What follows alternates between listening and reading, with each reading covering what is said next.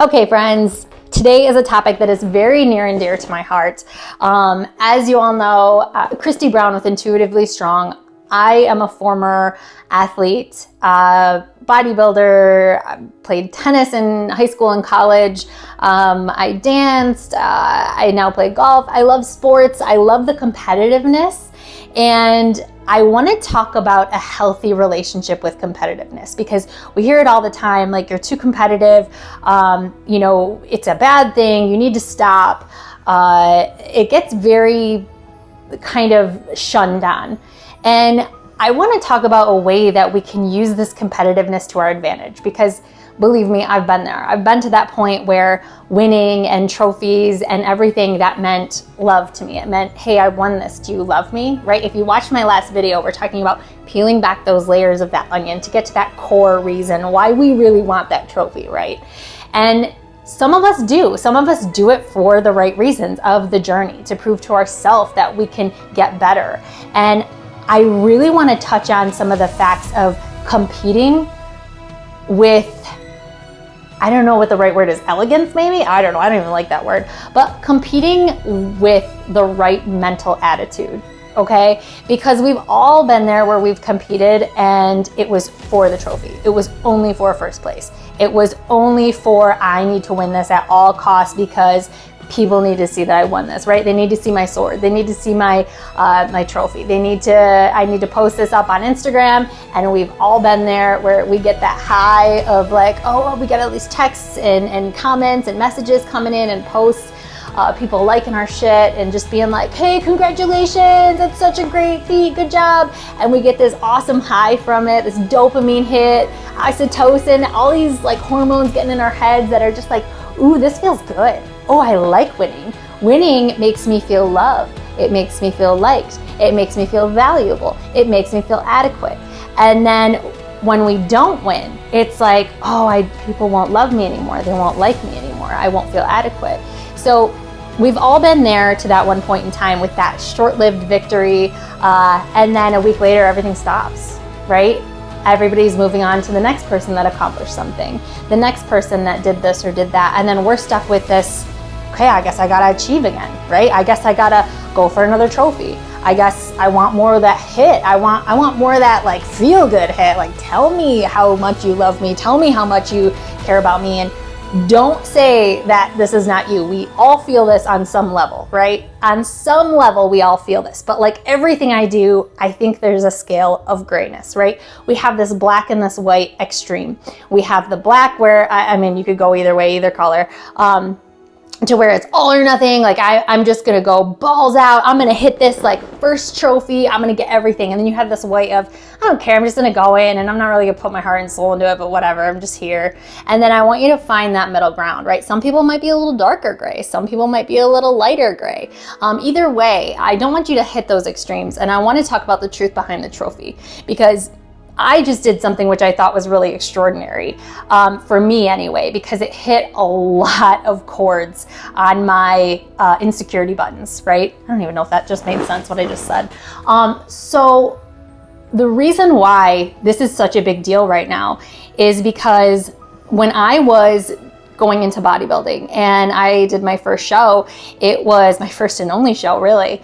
I went into it, and I did go into it for the right reasons. I had just experienced a really traumatic event in my life, and I needed something for myself. I needed to feel good about myself. I needed to work towards a goal and achieve something.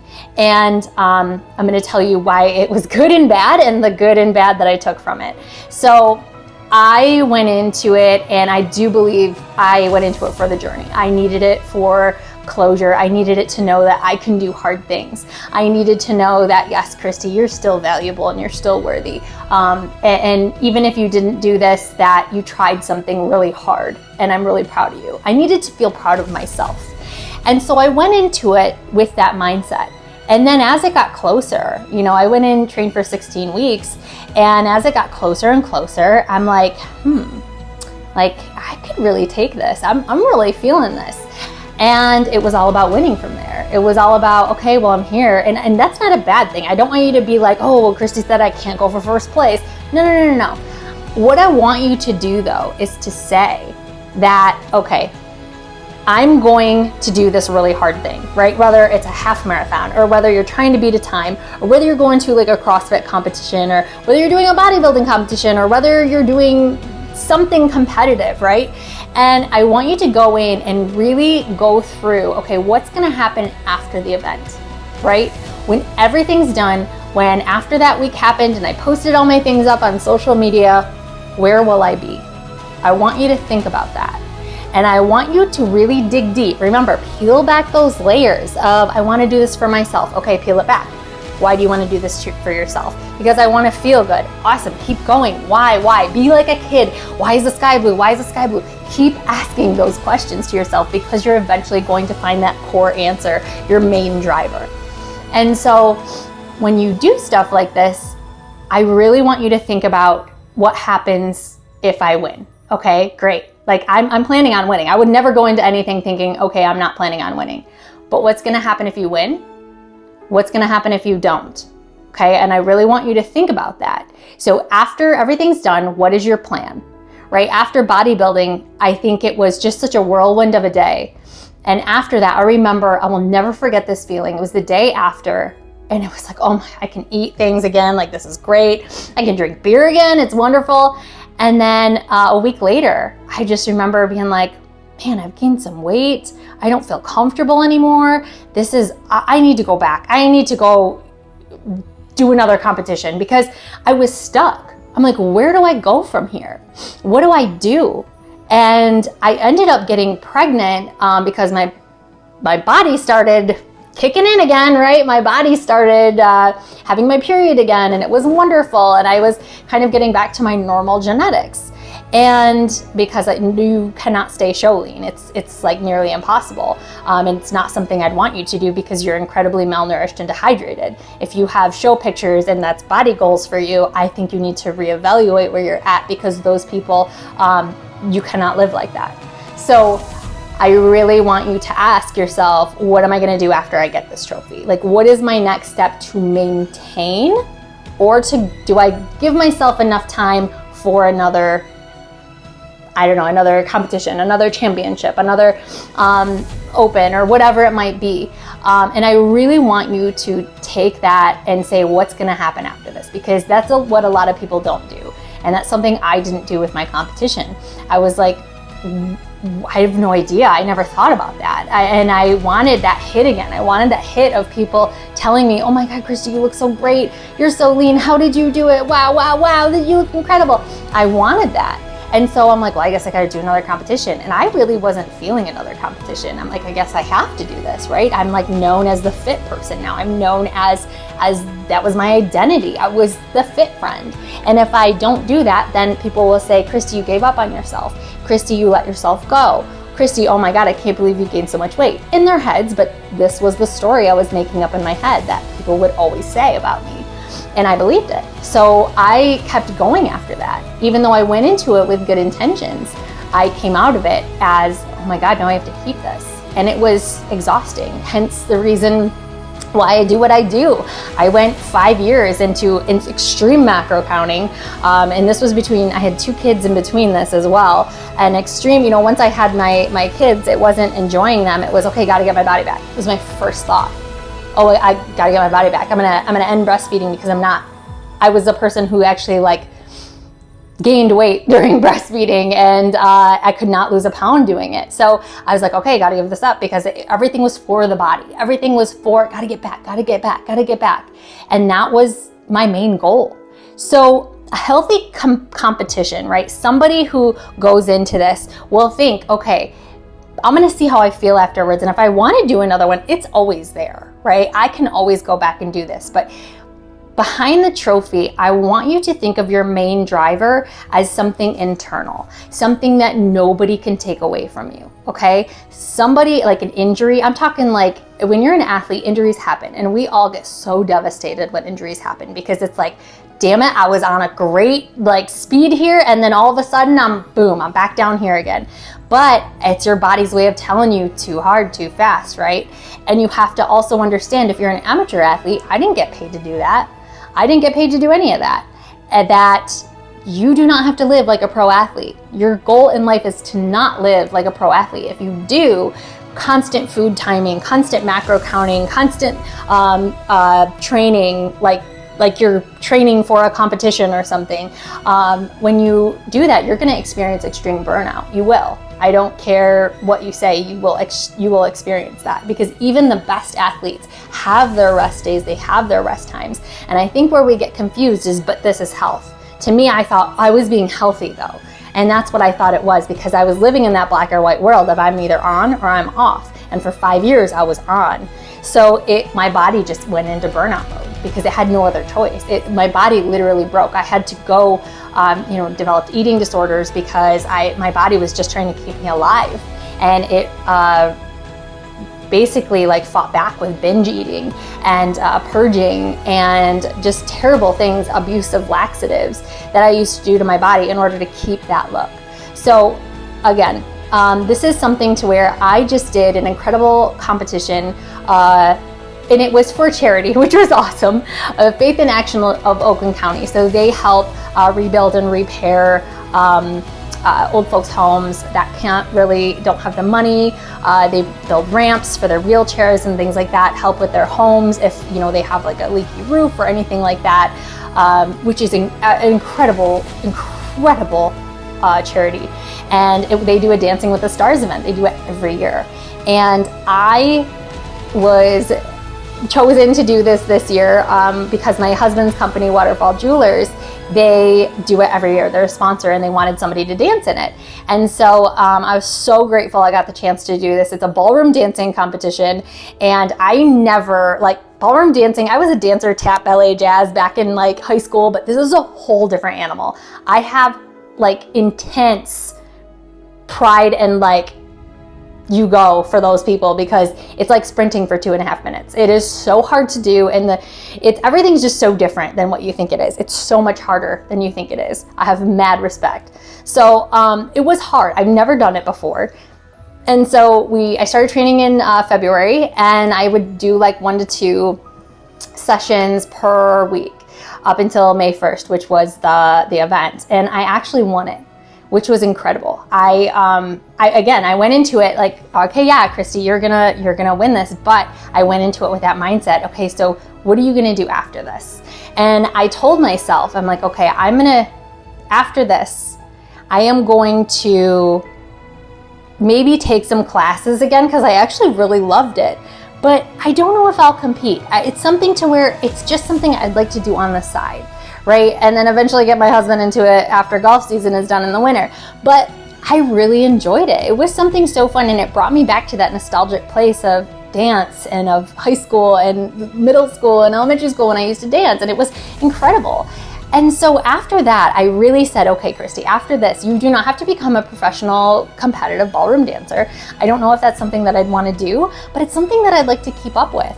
So my whole competitive drive came from wanting to be better after my last session, right? There was always something, and even my coach, he was my dance partner. It's you are type A, you are a perfectionist. And I'm believe me, I'm working on it, okay? Us competitors, we are very much so like that.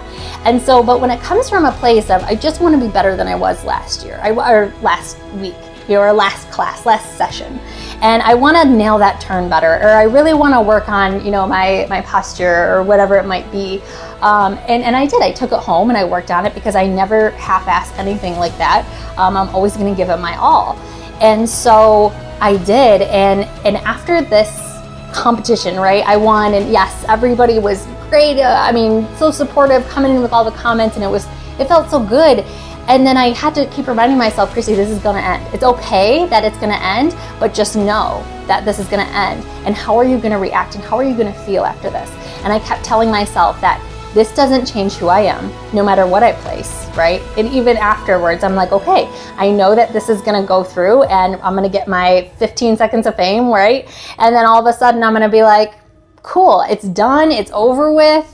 No big deal. That was awesome. I'm so happy, and I'm so proud of myself for putting in the work to doing that, because it was really hard. But also, I had a blast. I had so much fun. And it's something to where I'll never forget that the journey of not only I'm gonna start tearing up after this too, but not only doing something hard, but doing something in a body that I never thought was valuable enough to do anything in was my main goal. Like, I wanted to get up there, and I really wanted to prove to myself that, because before I never thought that I could go up there without being in front of hundreds of people, without being extremely lean, and without having the perfect body, and without just looking incredibly fit. And I went up there at a weight that I was back when I was pregnant with my sons. I went up there at a weight that I would have felt unacceptable back in the day. And that was my main driver, to go up there and to say, you can do this in this bigger body. And yes, I do realize I have thin privilege, okay? But when I talk about body dysmorphia, and people who understand and have been in body dysmorphia, you know that your body doesn't look the way that you don't think your body looks the way that it actually does. And when you have eating disorders and disordered eating patterns, it really morphs your view of your own body. And all you see are the flaws, right? So that's also something we have to work on and challenge those thoughts, right? That cellulite is normal. It's okay.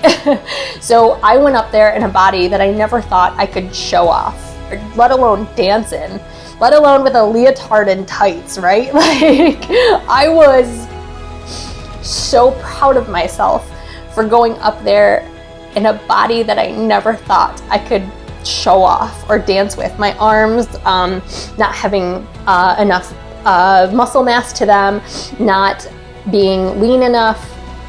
I'm gonna say the word toned, but I hate that word.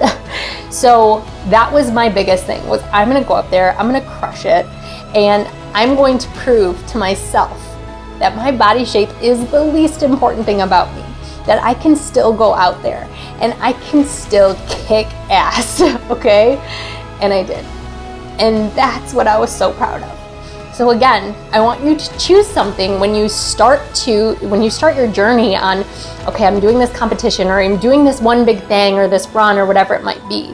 What's something that can't be taken away from you, right? A trophy can be taken away from you, right? Your ability to dance or to move can be taken away from you with injury, all right?